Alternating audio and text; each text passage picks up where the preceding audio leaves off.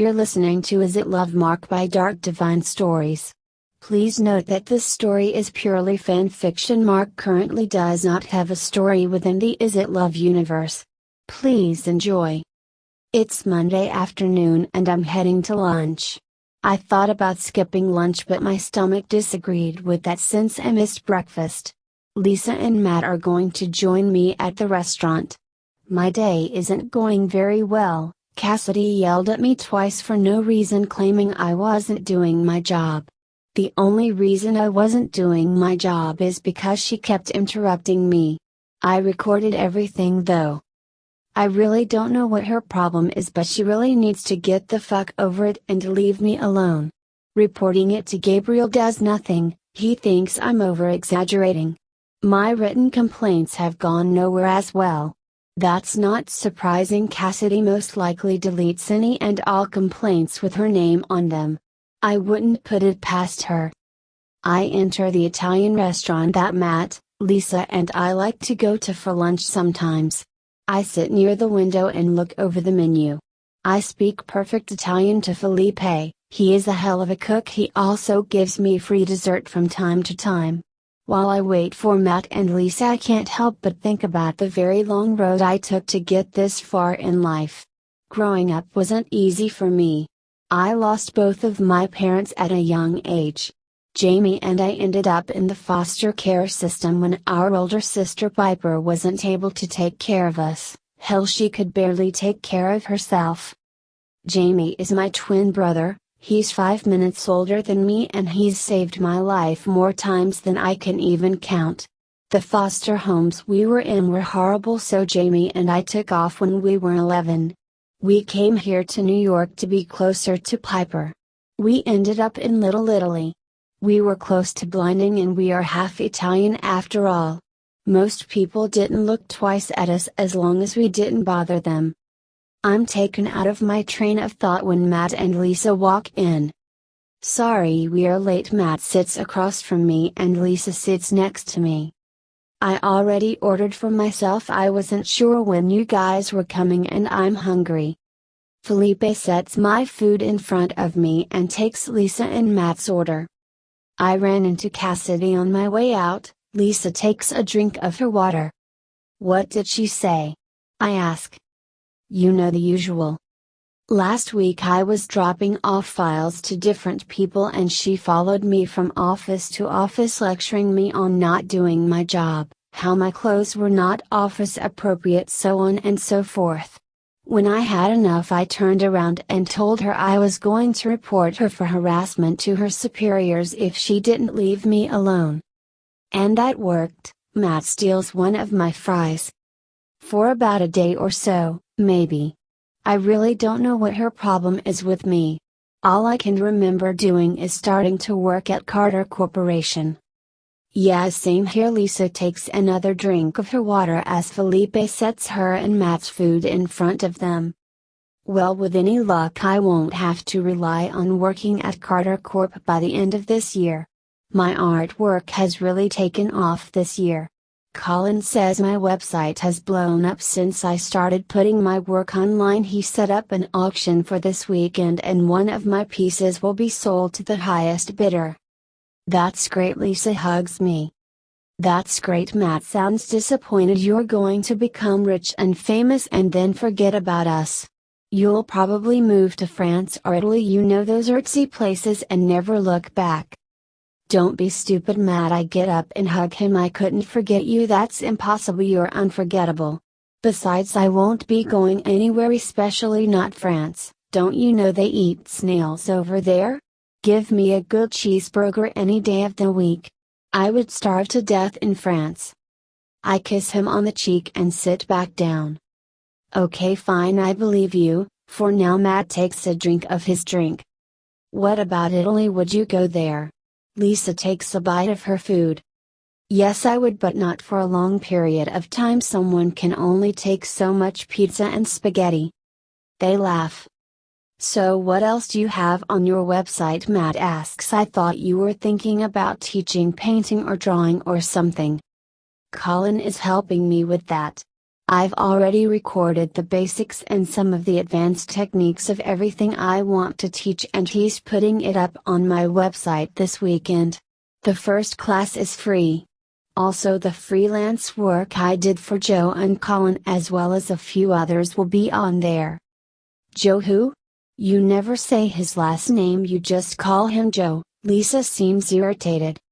The Joe I'm talking about is Joe Kicks. He's a rapper.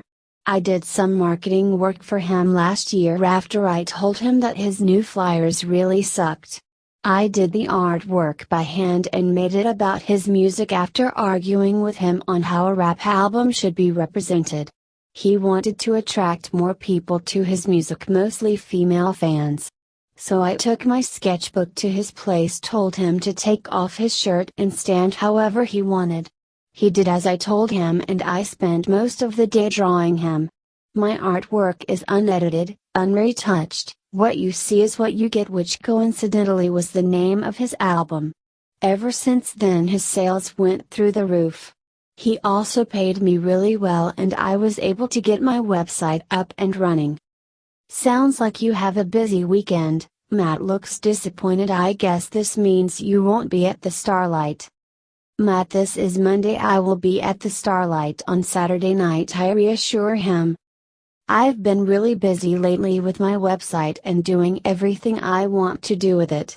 I really want it to be a success. I'm told my work is highly sought after in the art world. But I'm sure it's just hype from one of the galleries I had a painting displayed in. Apparently so many people wanted to buy it, the owner had to take it down because people were trying to take it off the wall. I'm sure the owner was just saying that for me to lend the painting even longer. After we get done eating, we head back to the office. Lisa goes to reception and Matt and I head to our floor. Mark joins us in the elevator. He's on the phone. No, Gabriel can join us, he's with another client. No, I don't speak Italian. I know a few phrases but that's about it. It shouldn't take me too long to find a replacement for Mr. Simons. I'll get back to you. Mark hangs up his phone and starts texting someone. Mr. Levy yells, I speak Italian, I say. Really? I didn't know that, Miss Haley. But I need someone who is fluent. Italian is my first language, sir. I'm half Italian and I grew up in Little Italy here in New York. I didn't learn full English until I was 10. I can assist you if you need it. Thank you, Miss Haley. I could use your help then. To be honest, I think this person speaks English but has decided not to. Come with me, please. Yes, sir. Matt steps off the elevator and Mark presses the close door button. I glance at Mark as he looks at his phone. He's quite attractive. I know I shouldn't be attracted to my boss. But ever since I've started working here, Mark has stirred something in me. Sometimes I could swear he looks at me like he's interested, but it's probably just my mind playing tricks on me. I need to stop thinking of him that way. He is my boss after all. The elevator doors open to the top floor. I've never been up here before. Mark leads the way into one of the conference rooms. Mr. Carter is there attempting to talk to two Italian men. Both Italian men are talking really fast at the same time and both are saying something different. Mr. Carter seems to be having trouble getting them to stop talking. Miss Haley, if you would please translate for us. Mark places a file down on the table. Of course. Please slow down, Mr. Carter tries to tell the men. I walk over to the three men and interrupt. Excuse me, would you please calm down? It's very hard to understand you when you talk so fast, I say in Italian. Both men stop talking and look at me. They look surprised. If you will please have a seat, we can get started, I say in Italian and offer them each a chair. They keep staring at me. Thank you, Miss Haley. Mr. Carter takes his seat. You're welcome, sir. Miss Haley, will you do the introductions? Asked Mark. Of course. I take my seat and wait for the two men to sit down. I clear my throat and introduce Mr. Carter and Mark. When I introduce myself, they get really excited for some reason, and both of them are looking at me like a fangirl would look at her hero or a famous pop star. This doesn't escape Mr. Carter's or Mark's attention. They look at me curiously during the entire meeting. The two men are talking directly to me, not Mr. Carter or Mark. "We will bring our marketing needs to Carter on one condition," says one of the Italian men. I translate to Mr. Carter and Mark. "What would that condition be?" asks Mr. Carter. I translate and the men seem surprised, as if it's obvious, and point at me and whisper to each other. "What are they saying, Miss Haley?" asks Mark. I don't know, they are whispering and talking really fast. I try to catch a few words, but all I hear properly is my name. Finally the two men look at the rest of us and say, "The terms are that you, Miss Haley, is the one who completes the file, and only you." He puts emphasis on the only you part.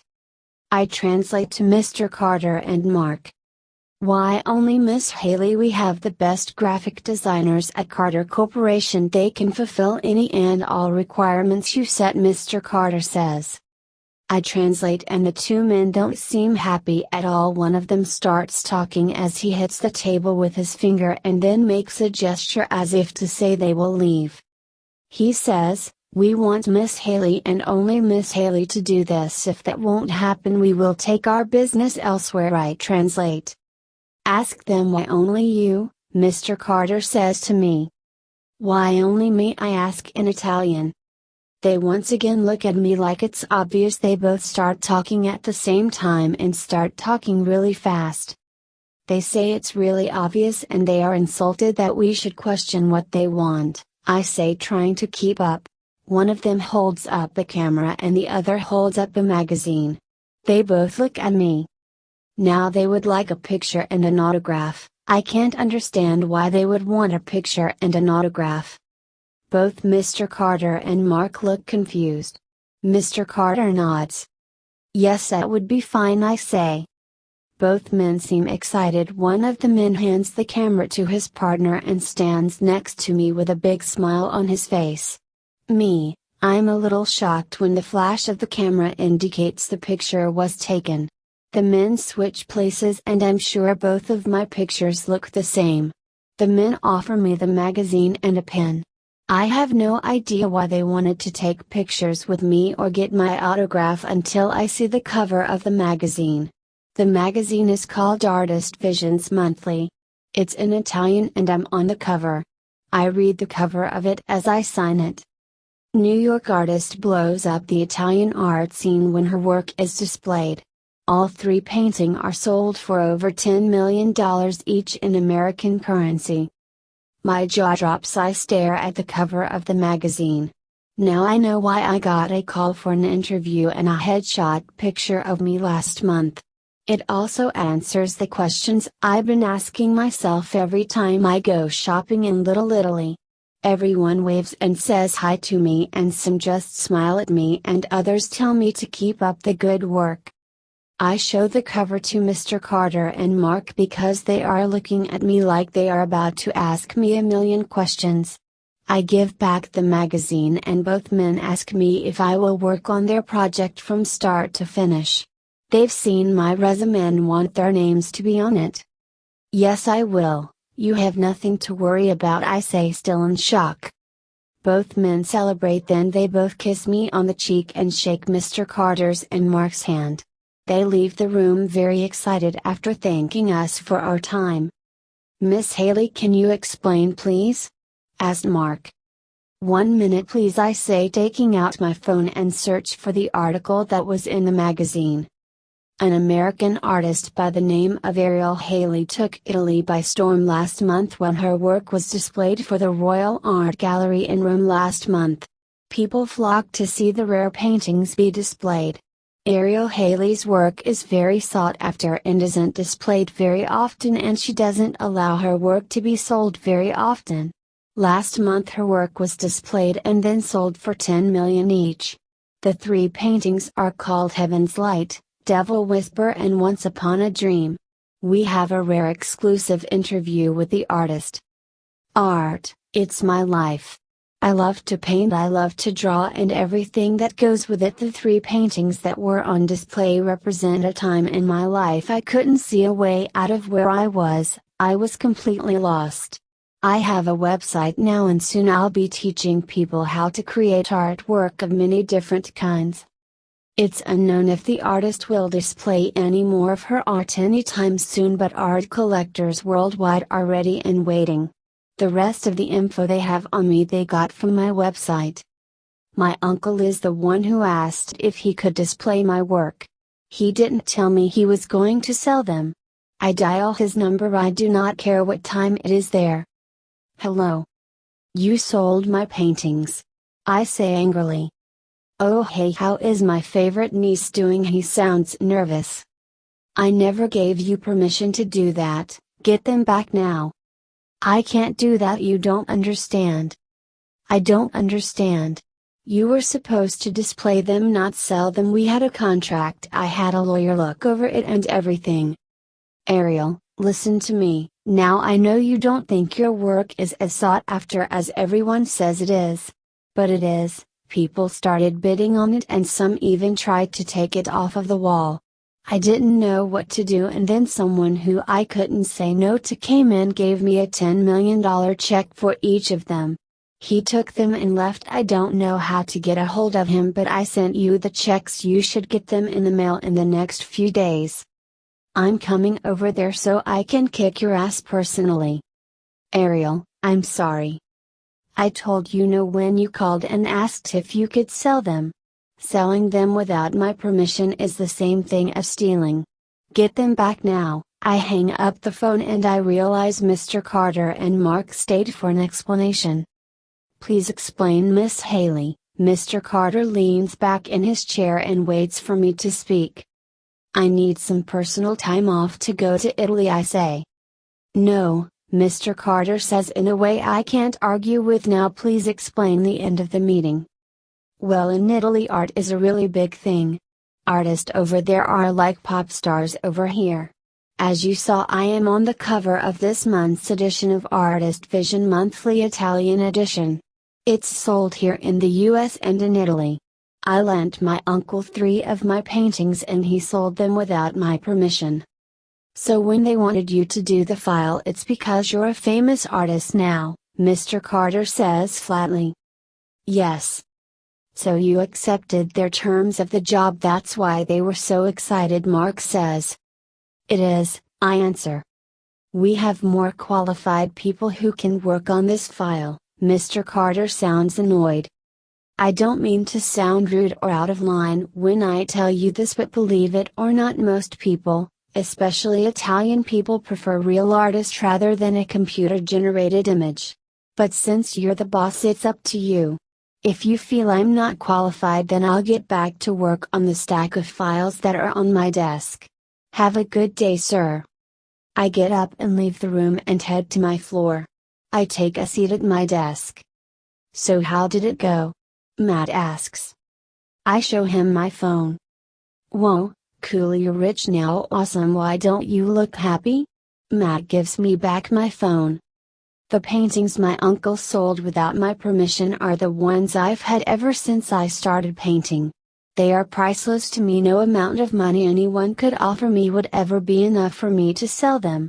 I painted them in memory of my parents, and when all I could ever express was the hell I was going through. Now they are gone. It's unlikely I'll ever get them back. Oh, I'm sorry. When I get the checks, I'm going to have Colin look for the person and see if I can get them back if I give them their money back. I need to talk to Piper and see what else I can do. She wrote the contract that he signed. I'm sure it will all work itself out. Matt goes back to his desk. So how did the meeting go? The Italians said they would come to Carter Corporation if I was the one who did the file. I told them yes, I would. So you have a different file to work on rather than help me with this one? No, Mr. Carter said I was unqualified to do that, and he has a graphic designer who is more qualified for the job than I am.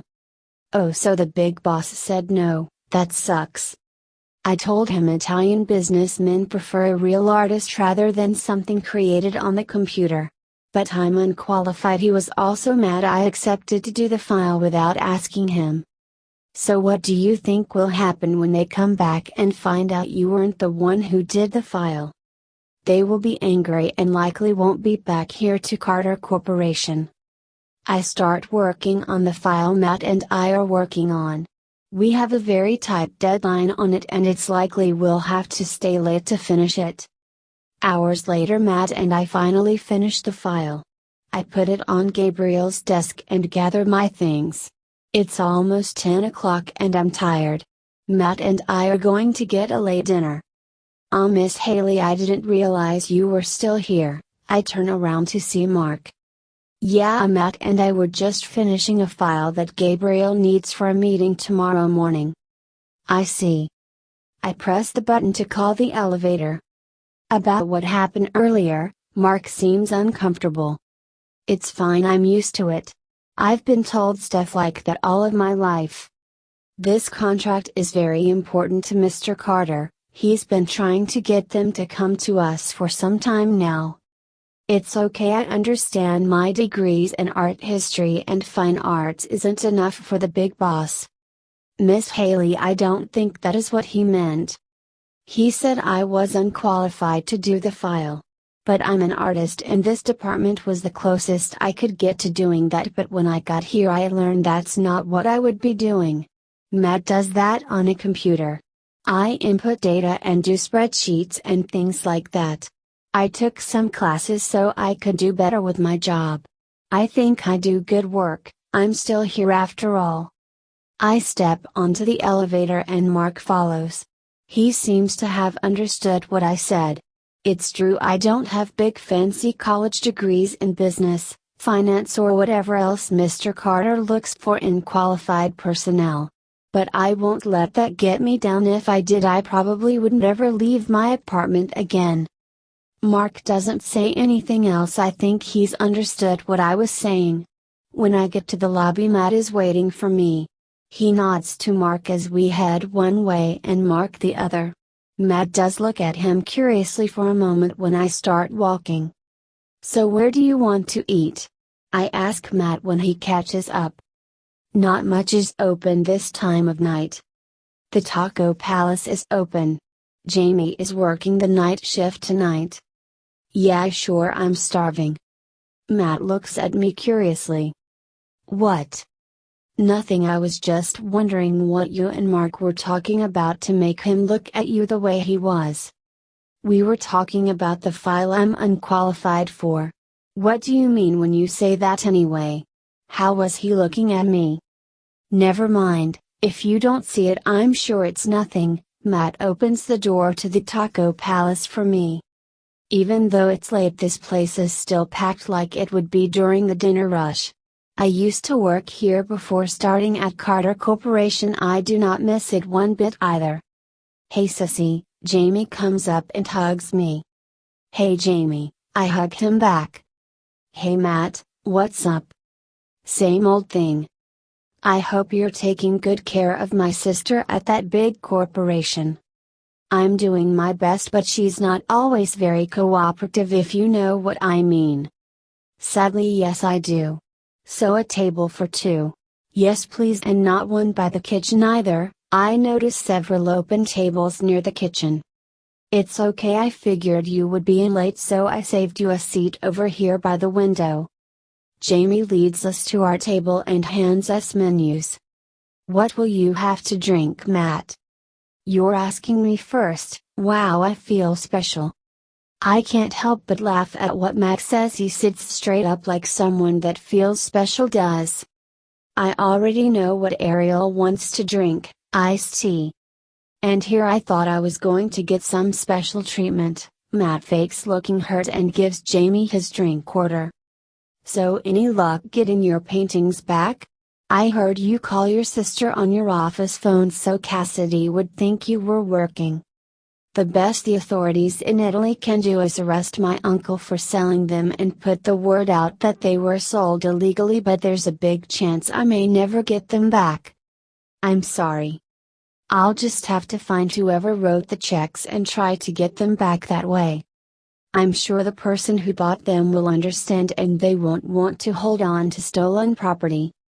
I hope so. Jamie returns with our drinks and takes our order. Matt and I eat and go home. Over the rest of the week I work. Matt and I get into a heated argument about how a logo should look and the color it should be. Mark interrupts us and we spent the next 10 minutes in his office being lectured about work behavior. On Friday afternoon when we return from lunch is when things really heated up. The Italian businessmen returned and are in the lobby with Mr. Carter, Mark and Gabriel, and they don't look happy at all. In fact, they look really pissed off. They sound really pissed off as well. What are they saying, Ariel? Matt asks, stopping next to me. They don't look happy. Colin stops next to Matt. No, they are beyond mad. They are extremely pissed off. So what are they saying, Princess? They say the file is trash, computer-generated trash, not worth waiting a week for. They are calling Mr. Carter a liar. With those words, Colin glares at the Italian men. How so? Colin keeps glaring at the men. They were told a real artist would do the file they gave them and all they get is computer-generated trash. Now they say Mr. Carter manipulated them into coming to Carter Corporation using me. Wait, what? Matt looks confused. I was in the meeting. I told them I would do the file and Mr. Carter told me I wasn't qualified to do it. So now they think Mr. Carter lied to them. Colin doesn't stop glaring at the men. Can't you go fix it? I mean, you did tell them you would do it. It's not my business or concern. Mr. Carter made that very clear on Monday. The businessmen throw the file on the floor and make several angry gestures. Gabriel tries talking to them but they are refusing to listen. What did they just say? Matt moves aside for security to pass by. They are taking their business elsewhere. To a place where they won't be lied to and get high quality work. This isn't good. They will tell anyone and everyone about what happened? It will ruin our department. Ariel, go do something. What can I do? I was told I wasn't qualified. I didn't even get a chance to look at the file. Watching the scene unfold here in the lobby is unsettling. This isn't a good place for this. But it seems Mr. Carter, Mark and Gabriel try to stop them from leaving angry, which seems to have only made them angrier. They are all fully yelling now and many workers are watching the scene unfold. Ariel, you can do something, so go do it. What do you want me to do, Colin?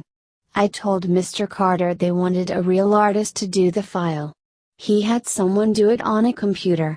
The Italians are insulted. They think Mr. Carter lied to them and that just makes it worse.